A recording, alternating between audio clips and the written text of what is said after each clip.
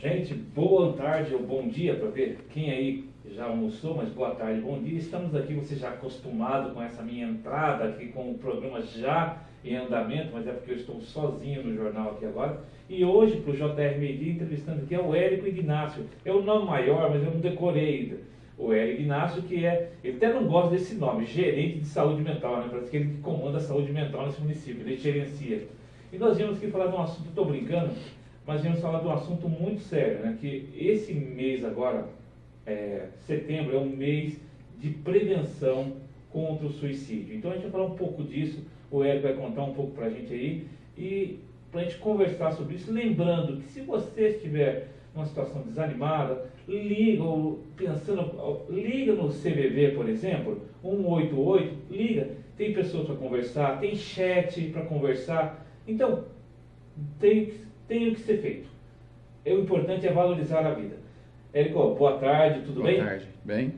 Eu queria agradecer primeiro ao Eduardo pelo convite, né, pela oportunidade, pelo espaço da gente estar falando desse assunto, né? A gente está aí no mês do Setembro Amarelo, né, que é uma política pública nacional, né, assim, a questão da prevenção ao suicídio. O Setembro Amarelo, ele nasce de uma campanha, né, é uma campanha nacional iniciada em 2015, mas ela tem por base o Dia Mundial de Saúde Mental, que curiosamente é hoje, né? Dia 10, é o dia 10, então hoje é o Dia Internacional de Prevenção ao Suicídio, né? Então, exato, mundial esse dia. Mundial. Então, bem, a campanha que foi iniciada pelo CVV, Centro de Valorização da Vida, né? Pelo Conselho Federal de Medicina, e inclusive pela Associação Médica de Psiquiatria, que esses três, em 2015, iniciaram essa campanha nacional, tratada como Setembro Amarelo, no mês de setembro, né? E aí uma curiosidade interessante a respeito do amarelo do setembro, que às vezes muita gente se pergunta, né? E a gente estava verificando, resumidamente, trata-se de um incidente, se eu não me engano, em 94 ou 2004, eu não me recordo, deixa eu ter mais preciso, acho que 2004, com um jovem de 17 anos norte-americano, que tinha por hobby, né, um veículo, ele fazia manutenção desse veículo, que era um veículo Ford Mustang, 1968, né? Certo. E esse jovem, ele reformou esse carro, pintou ele de amarelo, né, da cor de amarelo, e ele veio, né, por questões pessoais dele, ele veio a se atentar contra a própria vida, e durante o velório dele, os pais levaram, né, um cartão com um laço amarelo, distribuiu para os presentes no velório, né? E pessoas do velório acabaram distribuindo esse cartão com essa mensagem, esse conteúdo que havia dentro desse cartão para a cidade, né? E isso acabou se disseminando de certa forma. E com a disseminação desse cartão, entregue no velório, com esse laço amarelo, que tinha alguns dados, algumas informações sobre ajuda, pedido de ajuda, né? Que os pais falavam sobre ele não ter falado, porque a necessidade de falar sobre o seu sofrimento, né?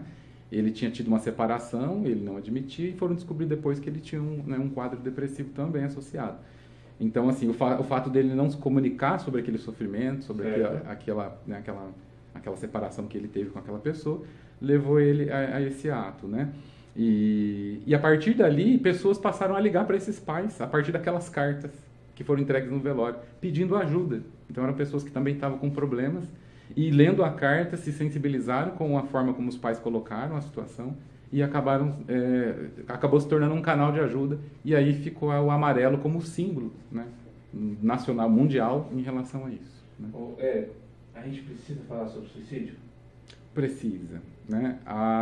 É interessante essa pergunta, porque assim, há muitas interpretações no sentido assim, o que se deve, o que não se deve falar nas mídias e tudo mais. Sim, é uma preocupação muito séria que a gente tem aqui no jornal, uma preocupação em qualquer lugar que a gente vá, seja nossas mídias sociais ou nossa mídia impressa.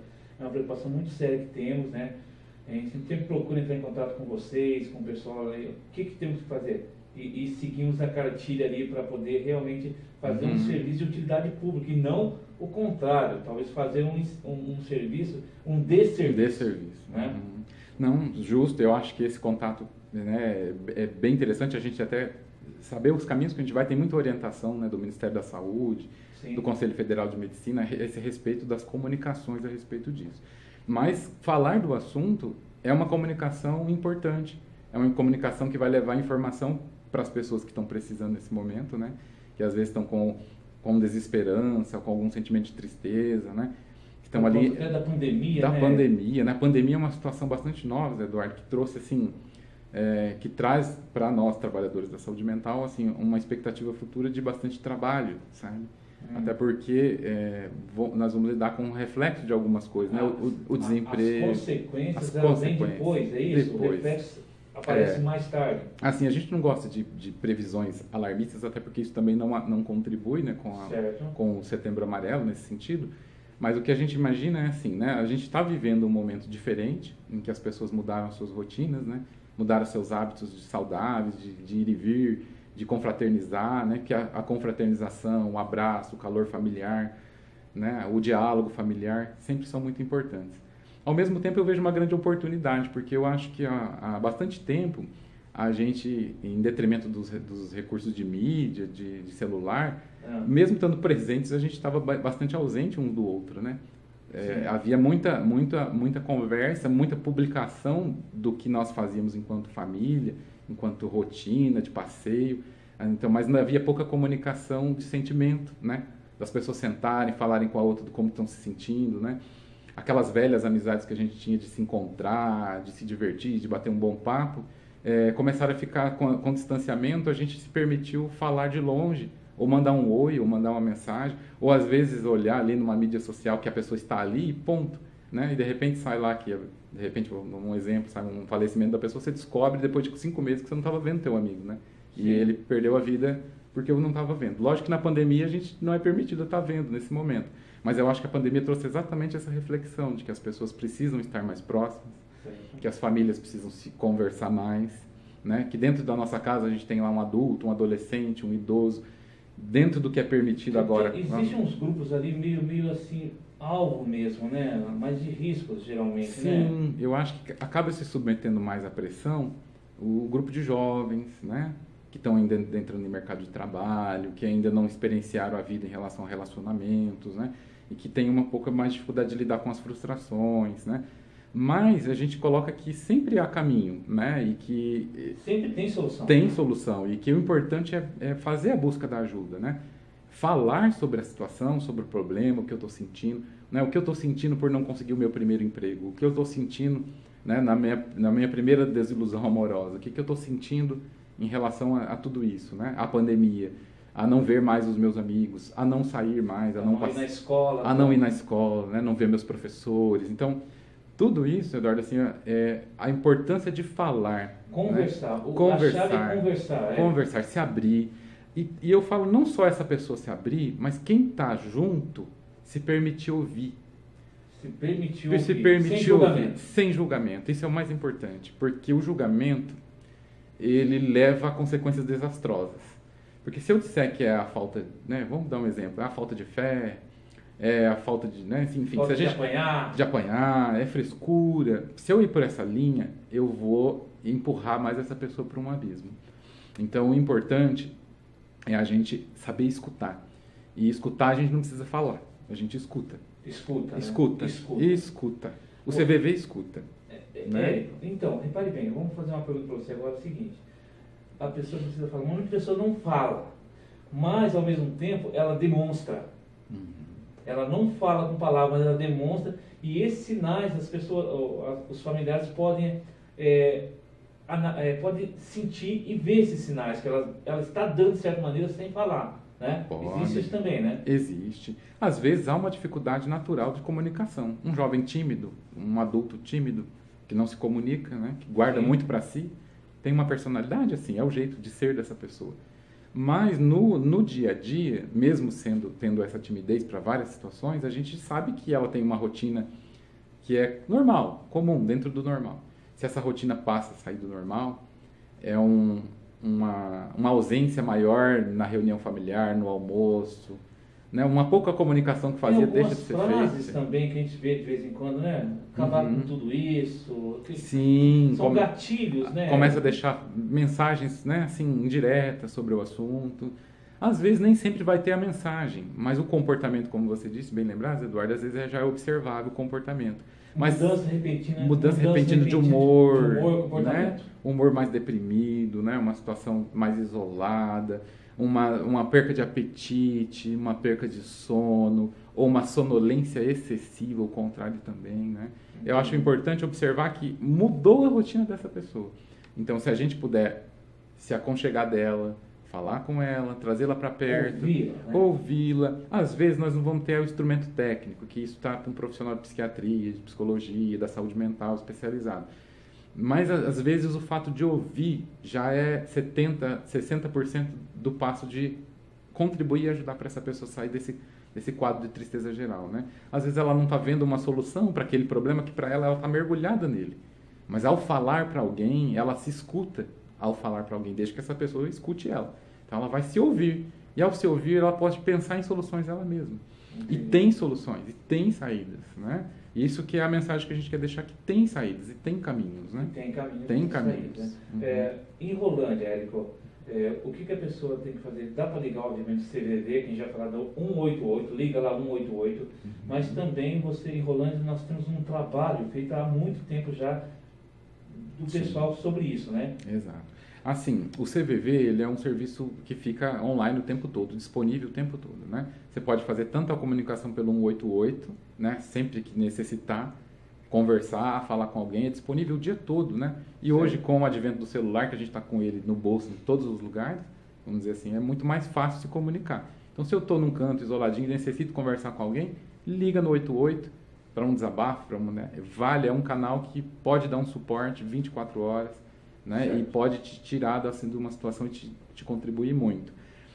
No município, na verdade, a nível nacional, a gente tem os serviços de saúde mental, né? Que foram implantados necessariamente para atender aquelas pessoas que têm patologias psiquiátricas, né? E as patologias psiquiátricas também levam a situações de suicídio. Não necessariamente, nas situações de suicídio, tem envolvido uma patologia. Às vezes tem só envolvido um estressor muito grande, né? Um fator gerador estressor muito grande, né? Geralmente, como é muito complexa a situação, ela está associada também a situações que às vezes não foram identificadas e que podemos dizer que seriam patologias, sim, mas leves. Transtornos de ansiedade, transtornos depressivos leves, né? Uma pessoa que tem uma dificuldade em lidar com frustração, né? Então, há uma ordem da paterna, uma ordem materna, se revolta, é uma pessoa que tem dificuldade em lidar com esse tipo de sentimento, mas que é um fator que precisa ser trabalhado ao longo da vida, né? Trabalhado por essa pessoa que precisa melhorar esse aspecto, até para ela se manter em trabalho, quando o patrão, o chefe vai falar com ela ter capacidade de escutar, de processar essas informações, de ser contrariada, enfim. Mas em situações agudas, estresse pós-traumático, né? São situações que podem levar a esse sentimento. E aí são momentos que a gente pode buscar ajuda, né? Tragédias como a de Brumadinho, né? Ou outras que a gente acaba vivendo, a pandemia em si, que não deixa de ser um fator estressor bem grande, né? São momentos que nós precisamos nos comunicar mais quando estamos se sentindo tristes, né? Quando não estamos se sentindo bem, quando estamos sentindo angústia, aperto. Usar os canais. Os CAPs veem para atender situações de saúde mental. Então, se alguém também tiver com essa necessidade, existe no município hoje aquele ligado às drogas, à dependência química, que também é fator que predispõe as pessoas, né, à questão do suicídio. Então, sempre que precisar de ajuda, podem procurar o serviço do CAPS-AD, né, que a gente chama Centro de Atenção Psicossocial, Álcool e Outras Drogas. Que fica na Avenida Castro Alves, no município, né? Certo.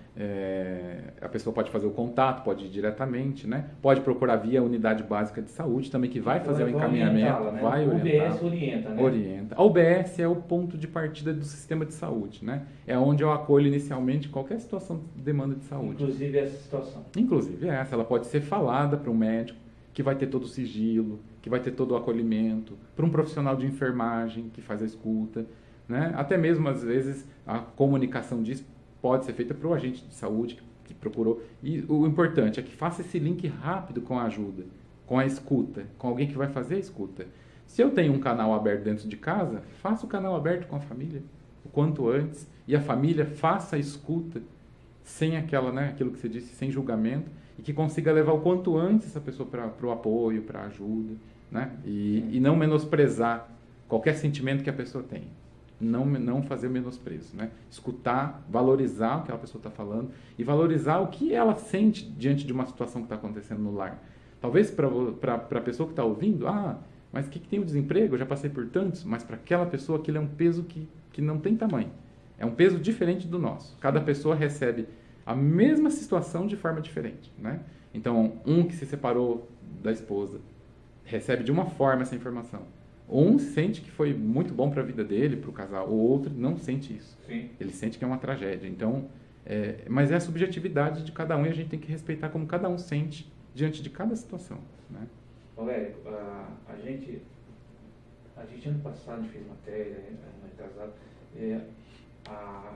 a saúde, de modo geral, né, não só a saúde mental, mas a saúde, de modo geral, promovia algumas ações, havia grupos de discussão, a gente fez matéria sobre os grupos, esses grupos estão atuando ainda, como é que, com as psicólogas, você tem como falar alguma coisa que está sendo preparado para esse mês ainda? Sim. Dá para falar alguma coisa? A pandemia trouxe um reflexo para o trabalho dos profissionais de saúde, eu acho que de todas as áreas, né?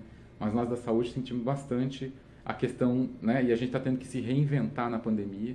Certo. Então, o que está existindo bastante, né, no mês de setembro em relação ao suicídio, que não é só setembro, é o ano inteiro que a gente deve fazer a prevenção, né? Mas setembro acaba tendo um foco em relação à campanha. E aí tem sido muito online, né? Tentando bastante entrevista com psicólogos, palestras, né? De modo online. A entrevista que nós estamos fazendo aqui hoje é um meio, que foi a oportunidade dada, né, Eduardo, pelo jornal aqui, pelo JR. Isso, né? Eu acho que é um canal muito bom e a gente consegue levar um pouco de informação para as pessoas, sim, mostrando que é possível ajuda, né? Então, por isso que a gente agradece, porque é uma ação nossa nesse sentido. E outras estão sendo organizadas pelas equipes dos CAPs, né? Eles fizeram a tematização dos serviços, né? Estão com cartazes, então à medida que as pessoas vão lá para buscar ajuda para outras coisas, é feita a orientação lá. Certo. Então essa é uma ação que a gente está fazendo, com toda aquela restrição das máscaras, né? De não aglomerar, essa orientação não ser coletiva, ser mais individual. Enfim, né? Há uma pretensão, a gente vai ver como a gente vai fazer isso em relação ao trânsito, né? Quando fechar semáforo, a gente tentar fazer lá uma atividade de faixa, ali alertando para essa situação durante a abertura e fechamento de semáforo, né? Certo. Uma panfletagem, de repente, ali com os canais de comunicação ZVV, CAPS, né? E onde pode buscar ajuda, né? CAPS adulto, se adulto, CAPS infantil, se álcool e drogas, CAPS álcool e drogas, né? A gente tem outros dispositivos, mas que os CAPs acabam encaminhando, que são o laboratório de saúde mental, com atendimento só médico daí, para os casos mais leves, e os CAPs acabam acompanhando os casos mais graves, né, relacionados às patologias, né? E as unidades de saúde também dão suporte, porque numa situação leve, às vezes até um quadro, o diálogo primeiro com o profissional de medicina ali já alivia, de enfermagem, e às vezes se for necessário uma medicação inicial, para ajudar no humor, na estabilização, já contribui bastante também, né? E a gente não pode deixar de falar que toda a comunidade contribui, né? As religiões, os líderes religiosos, os líderes de bairro, todos podem fazer uma escuta, né? Eu acho que muita gente já se beneficiou de ir à sua religião, à sua igreja, encontrar o seu líder e falar com ele sobre o que está sentindo, né? E às vezes a orientação é tão bacana que contribui sim, né? Então cada um encontra de sua forma, né? Aquele que não tem uma religião, né, pode buscar no serviço de saúde, no CVV, fazer as escutas.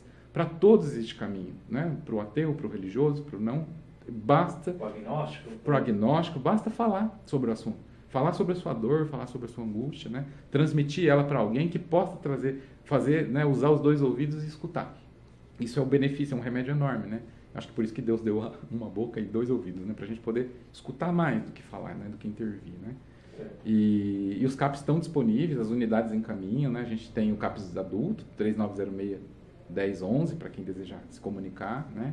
O CAPs AD, álcool e drogas, 3255-1926, para quem desejar se comunicar, né? O CAPs infantil, 3906-1018, né? Infanto juvenil, atende adolescentes até 18 anos, 17 anos, né?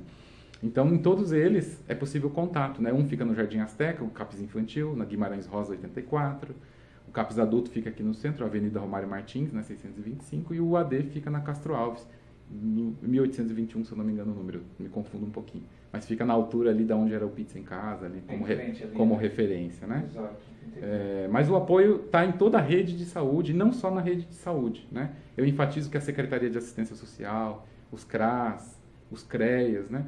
São todos serviços que podem ser porta para escutar essa primeira demanda, né? Não estou dizendo que a pessoa vai lá para falar isso exatamente, é melhor ir para o serviço de saúde, que já está adequado para isso.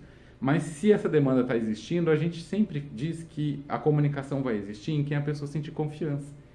E às vezes a confiança pode sentir no amigo, né? Sim. No meu vizinho, igual a gente falou, em alguém da igreja, ou em alguém da serviço da assistência, alguém que eu confio, né? E aí nessa pessoa que eu confio, eu deposito essa informação, recebo a orientação e procuro o serviço se precisar de ajuda, né? O quanto antes. Okay? E vai ter a ajuda, né? Essa mensagem, e precisa buscar ajuda. Isso que a gente queria deixar, assim, que há esperança, tem como sair da situação, né? E por mais que pareça trágico na cabeça da pessoa, trágico, é impossível. Não é impossível. Não é impossível. Eu acho que basta a gente querer se comunicar, abrir para alguém, escutar, né? Eu acho que a mensagem hoje, eu acho que prefiro trazer ela para os demais que não estão no sofrimento, para observar e escutar em qualquer oportunidade que for deixada pela pessoa que está em sofrimento. Porque eu acho que aí a gente abre um canal de escuta inicial, porque eu não tenho o melhor lugar do que o lar para iniciar a prevenção, né?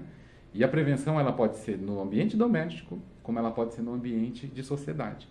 Uma sociedade que é mais justa, que produz mais trabalho, que produz mais alegria, felicidade, né?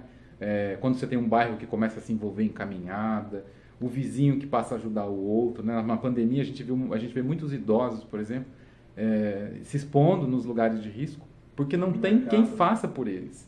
Não é por maldade. Tem gente que vai falar, nossa, ele é de risco, ele está fazendo o que aqui? Ele está vindo comprar o alimento para ele poder comer, né? É a forma que ele pode fazer.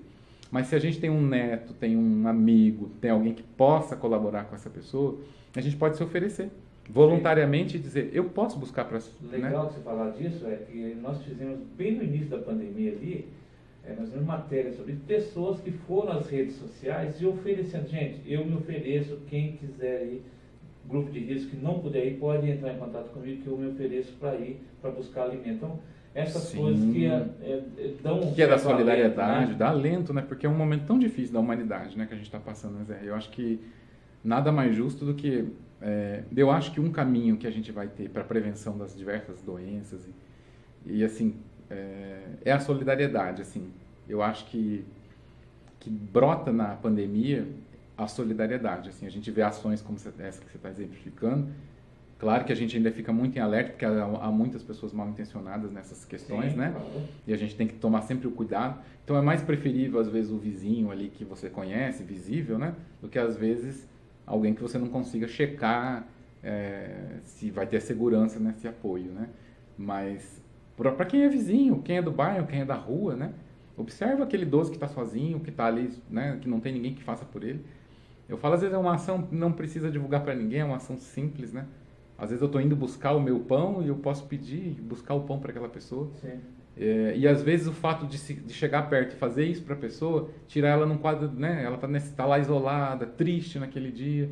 E às vezes um contato desse de humanidade, né? De respeito pelo outro, muda o dia da pessoa, né? E mostra que as pessoas podem ajudar uma outra. Eu acho que quando a gente está em sociedade e a gente enxerga no outro, que não importa ser familiar da gente, a possibilidade de apoio, a gente se sente mais seguro, né?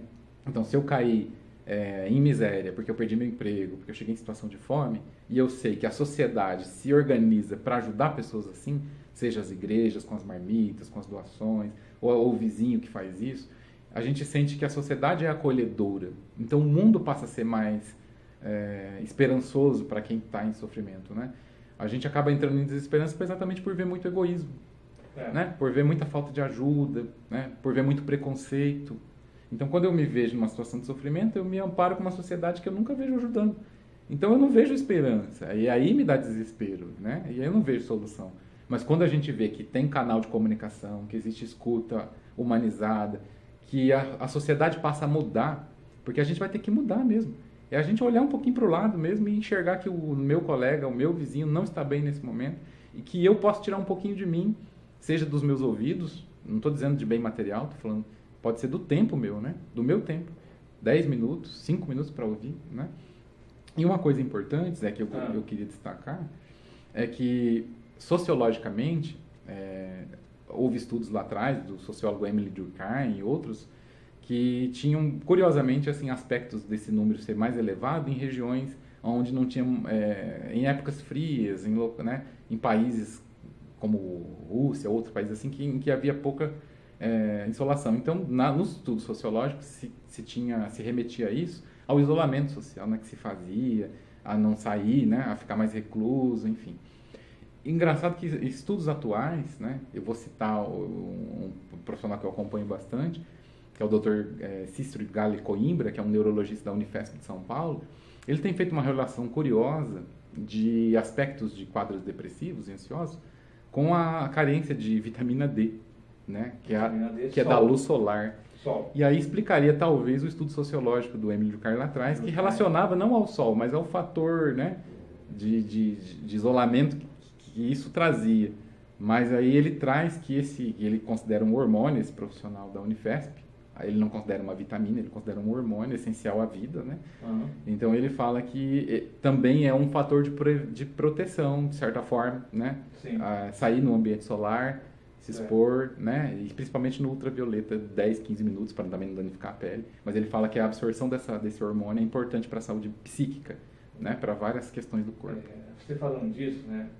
Uma coisa, na Alemanha, eu morei lá em 95, na Alemanha, eles têm ali um país europeu lá de cima, né, na região norte do planeta, e eles chamam o outubro de Golden October, né, quer dizer, outubro dourado, porque as cores ficam amarelas, lindas, ficam lindas. Por consequência, na sequência, eles têm o novembro, que é muito cinza, é chuva, frio, cinza sem folhas. E aí é considerado o mês do suicídio na Alemanha. As pessoas se suicidam na Alemanha em novembro por conta desse que você está falando aí. Falta de sol, isolamento, sem árvores, tristeza, parece que eles incorporam. Um ambiente cinza, né? Tanto que um dos dados, né, que a gente buscando nesse enciclopédia, você encontra que, por exemplo, o Rio Grande do Sul é uma das regiões do país que mais tem incidência de casos. Por quê? Porque é uma região que é acometida mais por inverno, por menos sol, por mais nublado, né? Então, assim, aí o dado desse outro profissional, que parece que ele tem há 20 anos o estudo relacionado ao hormônio D, teria uma relação bastante intrínseca. Ele chama de hormônio D? Ele chama de hormônio. Ele fala, inclusive, que foi um desserviço à saúde pública a nomenclatura vitamina D, né? Ele fala que até, curiosamente, talvez teria sido D porque já tinham criado a A, B, a C e aí veio a D, né? Entendi. E tem uma outra explicação lá que ele dá. Mas ele trata mais como um hormônio ou um pré-hormônio, né? Essencial à vida, para o corpo, de forma geral. E aí eu estou falando dele porque teria uma relação direta com a saúde mental, né? Sim. Não só com a saúde mental, como outras questões, aspectos ósseos e outros mais, né? Que os médicos podem falar melhor do que eu. Mas ouvindo o que ele fala, ele trata, né? E a gente acaba escutando porque a gente é ligado à saúde mental e vê que isso traz reflexo. Então, por isso que eu falei, é importante uma caminhada, atividade física, é importantíssima para a saúde emocional, psíquica. Então, se eu estou num dia estressor, né? Não estou falando de um quadro mais grave que vai levar a um suicídio, mas eu posso fazer a prevenção por esses caminhos, né? Tendo atividades que eu possa... Então, hoje eu não posso fazer coletiva, eu não posso estar lá no futebol com os meus amigos hoje, porque a pandemia não está permitindo. E não pode mesmo, né? Gente, não pode mesmo. Então, tá? Muita gente está jogando futebol no Belmonte, muita gente jogando futebol nas quadras, e não pode. É uma coisa muito séria que está acontecendo em Colômbia, não pode, gente. O que a gente tem que alertar? Porque a gente tem a responsabilidade na prevenção do suicídio em relação ao Setembro Amarelo em si, mas a gente está pensando assim, se a gente não consegue fazer a prevenção em relação aos demais, hoje a pandemia mostra que nós vivemos em sociedade e que as nossas responsabilidades individuais afetam a do outro, afeta o coletivo, né? Então, esse momento, por exemplo, a gente está vivendo um auge da pandemia, em que hospitais de Londrina estão com capacitação, né, com lotação bem grande. Então, esse é o ponto-chave da pandemia em si, que seria um número elevado de casos, ao mesmo tempo sufocando o sistema de saúde. E aí, para as demais situações que chegarem para o socorro, não vai ter leito. Então, esse é o problema da pandemia. Não é porque é mais mortal, não, né? É por conta de um estrangulamento do sistema de saúde. Exato. E aí, então, você pode ter mais mortalidade porque está com o sistema estrangulado. Né? Não por conta só da virulência, né? O grau de letalidade dessa pandemia, né?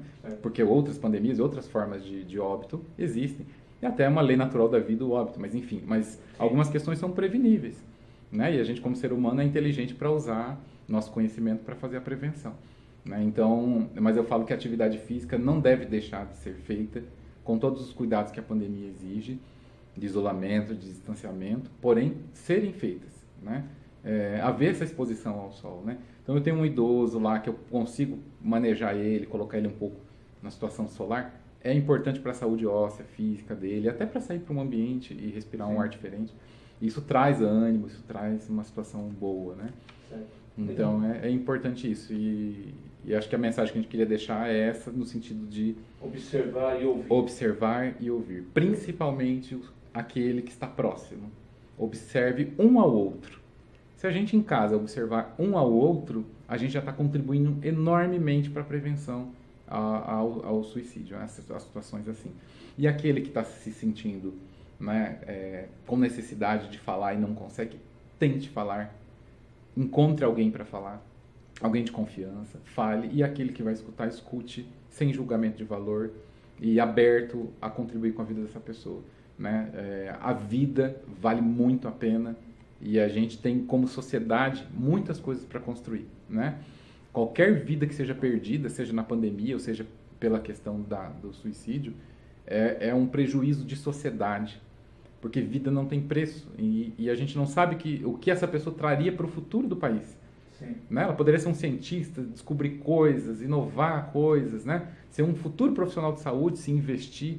Né? Nunca é tarde para nada, para educação, para mudar a minha vida ali do meu lado, para fazer um curso novo, para me reinventar numa profissão que eu perdi e acho que não ia ter outra forma. Então, tem solução. A vida é muito ampla, a gente é inteligente para descobrir soluções conjuntas, né? A gente é um ser inteligente, então, na natureza, a gente é possível se unir e encontrar caminhos e soluções para os problemas da gente. E a vacina está vendo aí, gente. A vacina está vendo aí. Então, vamos aí. A gente está querendo agradecer, a gente agradece nesse momento, então, a participação do Érico. Agradece muito ele ter vindo aqui, se dispôs a falar com a gente por essa meia hora aqui. Um assunto muito importante que precisa ser falado realmente. Então, precisamos falar sobre o suicídio. Principalmente agora, nesse mês, que é um mês de prevenção contra essa prática que, infelizmente, ainda acontece. Só para um número... Você tem um número aí que não é correto, você diz que não é mas quantos nós tivemos desses casos enrolando no ano passado? A gente pegou dados de 2018 e 2019 num sistema, né, que chama SIM, mas existem outros sistemas, né? A gente teve uma dificuldade, né, e até comentei contigo, né, Zé? A gente pede até desculpa, porque os bancos de dados, os sistemas de informação, eles são bastante antigos, assim, e a gente tem uma dificuldade na compilação desses dados, né? A gente, para levantar, exige um trabalhinho e a gente está... Não que não tenha trabalho, é que a pandemia está exigindo outras tarefas para a gente e acabam não permitindo. Mas um dado básico que eu levantei, que eu acho que é subestimado, de certa forma, né? Subestimado. Subestimado. Ou seja, abaixo do que é realmente. Então, assim, que seriam nos últimos 2 anos, né? Eu peguei 18 e 19, né? Teriam sido 5 em cada um, mas esse número... que deve ser subestimado. Sim, que foram, de fato, a óbito, né? Sim, mas se fosse um só, nós já estaríamos preocupados, não devemos acontecer. Na verdade, para quem trabalha com a saúde mental e para a sociedade de modo geral, né? Assim, toda vida não é a quantidade, né? Assim, eu falo que esses 10, às vezes, são 50, porque tem a família que se enluta junto e é uma tragédia social, porque... ela traz para a família um aspecto muito difícil. E traz, de certa maneira, que a sociedade está falhando. Sim, a família, é uma falha, né? Isso, gera o sentimento, às vezes, de culpa na família, de fracasso, né? Exato. A sociedade está falhando, né? O lar está falhando. Eu queria transmitir para as famílias que a gente não quer que traga esse sentimento de fracasso em relação à família. Eu acho que, talvez como sociedade, sim. Porque enquanto sociedade é que a gente precisa mudar. E se a gente muda, o reflexo vai diretamente para os lares, para todos os lugares, né? Enquanto sociedade, enquanto ser humano, né? Que está habitando esse planeta junto, em todas as regiões hoje, né? Que está tudo globalizado, a gente está vendo que tudo que afeta o planeta do outro lado do mundo nos afeta, né? A pandemia estava na China e em segundos estava conosco, né? Então tudo afeta, né? E afeta mundialmente. Então a gente tem que deixar claro que é importante, assim, não culpabilizar. E quando isso acontece num lar...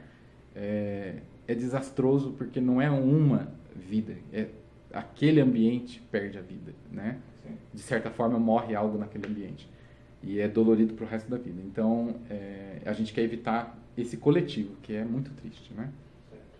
Bom, a gente vai ficando por aqui. Se pedindo enquanto isso, fica à vontade. Eu agradeço, José, pela oportunidade mesmo, fico bastante grato, né? Até em nome da Secretaria também, da oportunidade do canal, em nome da saúde mental, né? E que todos façam uso bacana dessa conversa, desse diálogo que a gente teve aqui. Uma boa tarde a todos.